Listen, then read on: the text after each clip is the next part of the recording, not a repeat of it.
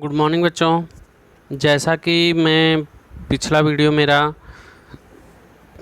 शब्द रूप के रूप में था, आज हम धातु रूप के विषय में पढ़ेंगे। ठीक ना, कि धातु रूप माने डेडिनेशन ऑफ रूट्स, डेडिनेशन ऑफ रूट के विषय में आज हम ध्यान देंगे। तो देखो कि शब्द रूप में मैंने आपको बताया था कि बालक शब्द, लता, रमा, ये सब आप उसके अनुसार जो अन्य शब्द रूप हैं वो उसके अनुसार बनेंगे। तो आज हम धातु रूप के विषय में पढ़ेंगे और हम आपको अवगत कराना चाहते हैं कि जो शब्द रूप है, शब्द रूप में आपको जो मैं लिखने के लिए बोला हूँ उसको आपको पूरा याद करना पड़ेगा। आप उसको जब याद करेंगे तो उसके ही अनुसार क्वेश्चन आपसे पूछा जाएगा। ठीक ना, क्वेश्चन में जैसे पूछा जाएगा कि रमा शब्द का पंचमी एकवचन क्या होगा। ठीक ना, रमा शब्द का रूप पंचमी एकवचन क्या होगा, तो उस ढंग से आप तैयारी में रहेंगे, आपको मालूम रहेगा तो आप उसका उत्तर सही से चुन पाएंगे या दे पाएंगे। ठीक ना, तो आगे हम देखते हैं कि धातु रूप।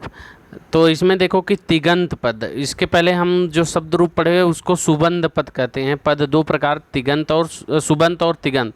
तो सुबंत हम पढ़ चुके हैं, आज हम तिगंत पद के रूप में देखेंगे। तो क्रिया के मूल रूप को क्या कहते हैं? धातु कहते हैं। क्रिया का जो मूल रूप होता है वह धातु कहलाता है। जैसे यहाँ पे है भू, गम, पा, स्था इत्यादि। ठीक ना, ये है आपका तिगंत पद। धातुओं में तिंग प्रत्यय लगा कर के जो क्रियापद बनते हैं उन्हें तिगंत पद कहते हैं। जैसे भवती, अब देखो कि लास्ट में भवती, ती में ती आ रहा है लास्ट में, गच्छति, पीबतु, तू, तिष्ठेत आदि ये होते हैं। ठीक ना, अब पद को ये धातु रूप को दो भागों में बांटा गया, सकर्मक और अकर्मक क्रिया। दो भागों में दो क्रियाएं होती हैं, दो भागों में इनको बांटा गया। तो सकर्मक माने कि जिसमें कर्म लगे, अर्थात जिस क्रिया के व्यापार और फल अलग अलग रहें, इसे सकर्मक कहते हैं।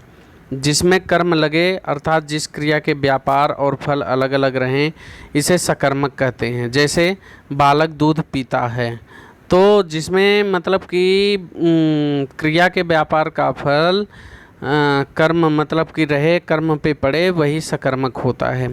ठीक ना, तो यहाँ पे है कि जैसे बालक दूध पीता है, तो बालक दुग्धम पीबती। ठीक ना, बालक है दुग्धम पीबती। इस वाक्य में पीबत क्रिया का व्यापार फल बालक में है। ठीक ना, पीना कौन पी रहा है? बालक पी रहा है, तथा पीने का जो फल पिया जाना है वह दूध में है। क्या पी रहा है? दूध पी रहा है। ठीक ना, तो इसलिए पीना यानी पा धातु सकर्मक हुआ। इसको देखो कि ये ध्यान में देने योग्य है कि गमन, भोजन, दर्शन, पठन, पूजन, चिंतन, ज्ञान, बंधन, मुक्ति इत्यादि अर्थबोधक धातु सकर्मक कहलाते हैं। ठीक ना, ये ध्यान में दे लें। गमन माने जाना, भोजन करना, दर्शन करना, पढ़ना, पूजन करना, चिंतन करना, ज्ञान अर्जित करना, बंधन, मुक्ति इत्यादि ये सब जो हैं ये अर्थबोधक जो धातु ये सकर्मक है। अकर्मक किसे कहते हैं? देख लो, जिसमें कर्म की अपेक्षा नहीं रहे, जिसमें कर्म की अपेक्षा नहीं रहे अर्थात क्रिया के व्यापार और फल दोनों एक में ही रहे। जिसमें कर्म की अपेक्षा नहीं रहे अर्थात क्रिया के व्यापार और फल दोनों एक में ही रहे, उसे अकर्मक कहते हैं। जैसे महेश हंसता है, तो यहाँ पे कर्म लगा ही नहीं है। ठीक ना, तो ये अकर्मक हुआ। महेश हंसति, इस वाक्य में हंसने का काम और हंसना फल दोनों महेश में ही है, इसलिए हर्ष धातु अकर्मक है। तो इसमें देखो कि बता दिए कि हर्ष, शोक, लज्जा, भय, रोदन सॉरी, नर्तन, शयन, जीवन, मरण, ठीक ना, क्षय, सत्ता, ये सब जो हैं खेल इत्यादि अर्थबोधक धातु अकर्मक कहलाते हैं। ये सभी धातु 10 गणों में बांटे गए। तो ये तो छोड़ दो। भवादि गुण माने भूधातु के समान चलने वाले धातुओं का गढ़ समूह भवादि होता है। अदादि माने अध धातु के समान, जुहादि हु धातु के समान, दिवादि दिव, स्वादादि सु धातु, तुदादि तु धातु। ठीक ना, तो ये हमको इनके विषय में जानना जरूरी नहीं है। आप लिखिएगा धातु रूप तिंगपत्र, तो ये जो लिखा हुआ है होता है सकर्मक। माने कि सकर्मक ये जो लिखा हुआ है इसको लिख लीजिएगा, ठीक ना। फिर उसके बाद अकर्मक, अकर्मक का ये लिख लीजिएगा, ठीक ना। इसके बाद ये सब छोड़ देना, हर्ष शोक लज्जा ये सब छोड़ देना, ठीक ना, लिखने के लिए। फिर आगे हम आएंगे काल, ठीक ना। 10 गुण है तो देख लो, रुदादि रुद, तनादि तन धातु के समान रूप धातुओं का गण, क्रयादि क्री धातु का, चुरादि चुर धातु का, ठीक ना, समूह इनको बोला जाता है। अगला है काल, टेंस। संस्कृत में कालबोधक 10 लकार हैं। देखो अब संस्कृत में टोटल 10 लकार होते हैं, लेकिन हमको 5 जो मुख्य हैं वो हमको पढ़ने हैं। तो संस्कृत में कालबोधक 10 लकार हैं। कौन कौन से? लट, लोट, लंग, बिदलिंग, अलरिट, ये तो 5 जो हैं ये हमारे मुख्य हैं जो कि हमको पढ़ना है। उसके बाद क्या होता है? लीट, लूट, लेट, लुंग और रिंग, ये हमारे 10 लकार होते हैं। यहाँ केवल प्रथम जो 5 लकार हैं उन्हीं का उल्लेख किया जा रहा है। प्रत्येक लकार में 3 पुरुष होते हैं।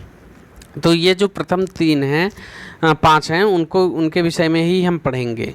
अब देखो कि इसमें बोले कि लकार, प्रत्येक लकार में 3 पुरुष होते हैं, जो कि आपको हम पहले बता चुके हैं कि 3 पुरुष होते हैं, उत्तम, मध्यम और अन्य। जबकि शुरुआत रहता है प्रथम पुरुष, मध्यम पुरुष और उत्तम पुरुष। उत्तम पुरुष जो होता है वो फर्स्ट पर्सन, मध्यम सेकंड और अन्य पुरुष वो थर्ड पर्सन। लेकिन जब हम लिखते हैं या बोलते हैं तो वो प्रथम पुरुष, मध्यम पुरुष और उत्तम पुरुष इस तरह से करते हैं, ठीक ना।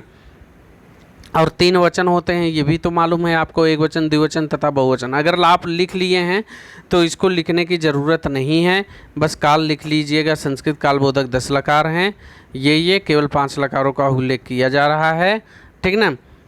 लकार 3 पुरुष होते हैं तो ये मत लिखिएगा, चलेगा। और वचन भी मैं लिखवा दिया हूँ तो मत लिखिएगा। हाँ, आगे आते हैं लट लकार, प्रेजेंट टेंस।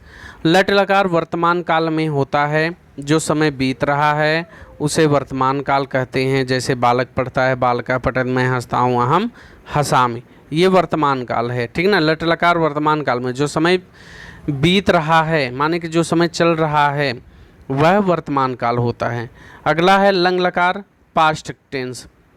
लंग लकार का प्रयोग भूतकाल में होता है। लंग लकार का जो प्रयोग है वो भूतकाल में होता है, माने कि जो समय बीत गया है उसे भूतकाल कहते हैं। जैसे रमेश विद्यालय गया, रमेशः विद्यालयम अगच्छत, मैं घर गया, अहम गृहम अगच्छम, ठीक ना। तुमने पुस्तक पढ़ी तो हम पुस्तकम अपठ, माने कि जो समय बीत गया है वो लंग लकार भूतकाल। लेट लकार भविष्यत काल। लेट लकार भविष्यत काल में होता है, जो होने वाला है उसे भविष्यत काल। जैसे कि जो आगे होने वाला है, परीक्षा होने वाली है तो ये आपका भविष्यत काल।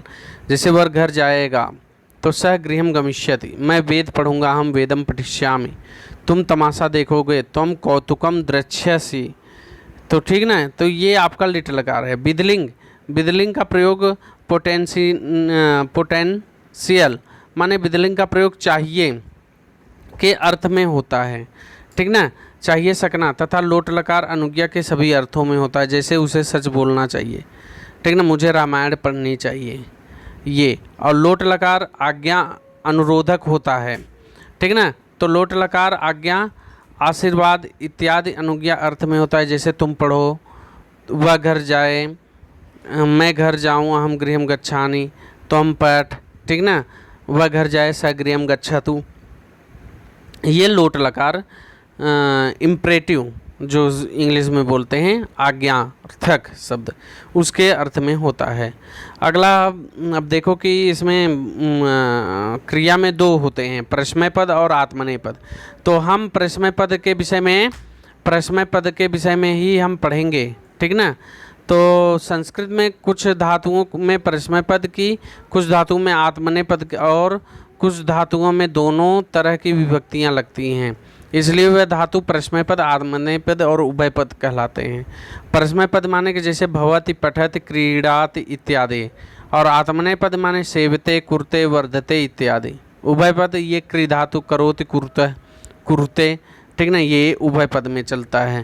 तो अभी हम प्रश्मय पद के ही विषय में जानेंगे। नीचे प्रश्मय पद और आत्मनेय पद दिए जा रहे हैं, तो आगे हम प्रश्मय पद के ही विषय में जानेंगे। अब यहाँ पे देखो कि प्रश्मय पद करके है पुरुष, मालूम है आपको, अन्य पुरुष, थर्ड पर्सन, सेकंड, फर्स्ट।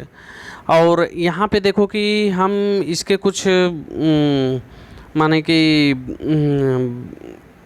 शब्द बता रहे हैं कि जिसके ही अनुसार से प्रश्न पद अगर आप बताया जाएगा तो उसके विषय में आप अगर इसको लगा देंगे लास्ट में तो वह शब्द बन जाता है। जैसे ती तह अंति, एक वचन में ती, द्विवचन में तह, बहुवचन में अंति। सी थ आमी आवा आमा, तो इसके अनुसार अगर हम लट लकार में शब्द रूप बनाएंगे, मान लो कि हम पट का बनाते हैं या भू का बनाते हैं या गम या गच्छ का बनाते हैं, तो जैसे अगर हम पट का बनाएंगे पठति पठतः पठन्ति, पठसि पठतः पठत, पठामि पठावा पठामा, ठीक ना।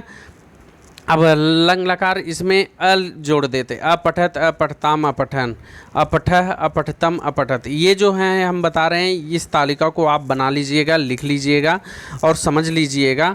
अगर आपको समझ में नहीं आ रहा है तो आप हमसे पूछ सकते हैं, कर सकते हैं। जैसे अपठत अपठताम अपठन, अपठह अपठतम अपठत, अपठम अपठाव अपठाम।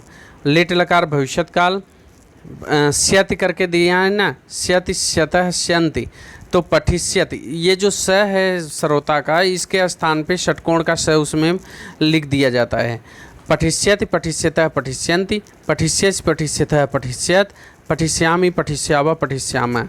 विधिलिंग लकार, ठीक ना, इसमें इत इताम इत यू दिया हुआ है, तो ई लगा हुआ है, तो आगे जब वो शब्द आएंगे तो उसमें ये हो जाए पठेत पठेताम पठेयु, पठे पठेतम पठेत, पठेयम पठेव पठेम। माने ई और उधर पठ ठ आ प्लस ई बराबर ए हो जाता है, तो वो हो जाएगा पठेत पठेताम पठेयु, पठे पठेतम पठेत, पठेयम पठेव पठेम, ठीक ना। अब लोट लकार आ गया है, तो पठतु पठताम पठन्तु, पठ पठतम पठत, पठानी पठाओ पठाम, ठीक ना। ये लोट लकार इम्परेटिव, इससे मतलब कि हम जितने भी धातु रूप हैं, क्रिया के रूप हैं, इनके सहायता से हम बना सकते हैं, लिख सकते हैं, याद कर सकते हैं। अब यहाँ पे देखो कि पठ का पूरा रूप दिया हुआ है। लट लकार में पठित पठता पठन, पठस पठता पठत, पठाम पठाओ पठामा। लंग लकार पठत पठताम पठन, अपठ पठतम पठत, अपठम अपठाओ अपठामा। लेट लकार पठिष्यत पठिष्यता पठिष्यन्त, पठिष्यस पठिष्यता पठिष्यत, पठिष्याम पठिष्याओ पठिष्यामा। विधिलिंग लकार पठेत पठताम पठेयु, पठे पठतम पठेत, पठेयम पठेव पठेम, ठीक ना। अरे ये लोट लकार का कट गया बच्चों, ठीक ना। उसका रूप चलता है पठत पठताम पठन्तु, पठ पठतम पठत, पठानी पठाओ पठामा। ये एडिटिंग करने में, ठीक ना, ये कट गया है। तो ये आप जो रूप है जिसके अनुसार मैं बताया हूँ, इसको आप पांचों लकारों में लिख लीजिएगा और याद कर लीजिएगा। परीक्षा की दृष्टि से ये महत्वपूर्ण हैं।